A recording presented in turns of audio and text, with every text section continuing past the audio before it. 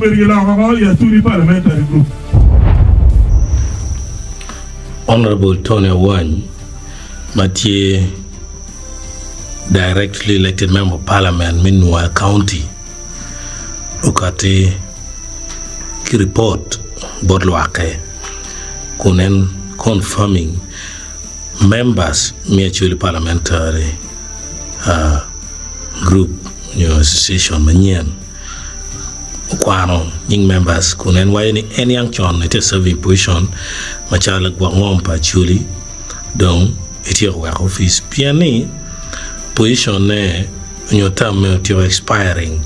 tabira chila ngich ikin members of parliament matika kwaro mo manyen tiye kun ma ena chwal warga uberu anywa riki ma uberu member of parliament mi Agago West constituency mati Agago district kidong bene mangir mbe ti Acoli Anthony ma en bene nen chala peti ki yew ikom kata pagine kun gen wayni quorum no program dok ni poti me constitutionally and okay penyo jo mukana madwong gi wayni tam pa jono tumo an ki constitution nyurati ni won ko manyen madong entie ukot John Amos ma the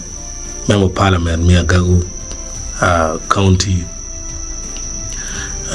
no mi Agago North member of parliament no John NTA secretary general mi actually parliamentary group take to where as per the constitution mitimu election ni donc ma ci bir kalien ma tek ma payot Dini aratika luongo mingi na me Acholi parliamentary group.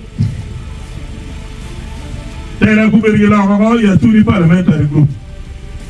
Ikar bukaro ara ya beru karan malo no kumngom. Ite durman me Acholi parliamentary group. Ukuri na me tera machalo karan me kwa ngom pachuli ugit chapet mo karne. Kumberi chawa ngat madung waru ke ugeri kome. Me kwa ngom pachuli aye ke luonye ne honorable Ken PP make it go anku bergi mi akuri manyen ukuri magi mi nani uluka ki teacher matek mana ti ka ma warwa ta kila dillo ichang kwanza ndo udu wiriwa ma waro te ke ki ko tu pe churi ko ki parliament go wai to na wen la boyin la cheke ko pe ke tu ki imorni la chek man magadwani no safi ire yede ipe to karan mo be na lo kanu safi lo be churi odong ni wen karan madit magadwani secretary general me APG aye honorable na gilba mana ande ti awero bi rara pim ko ere ni udong tin ko la gilba ere karan mo madit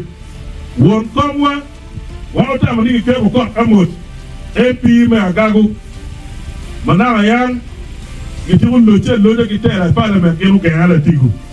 tu ta woni ando ri parliament de mi war eroni ereti won ko mo manyen dido ti ko biru ko ki ka lega yuruga le no ko ra bene wata woni o mi urbe ngat ma dong be ri parliament ngiu kit me ko me parliament da ngiu kit me ter politique me churi ano ye o be go bet ya on ereti le lo ko won ko me churi parliament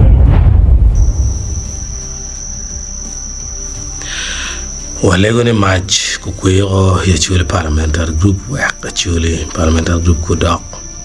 mabe pia ne kachi da hoti me chidong nyurati ni nywena tika meda mere Acholi chalo poya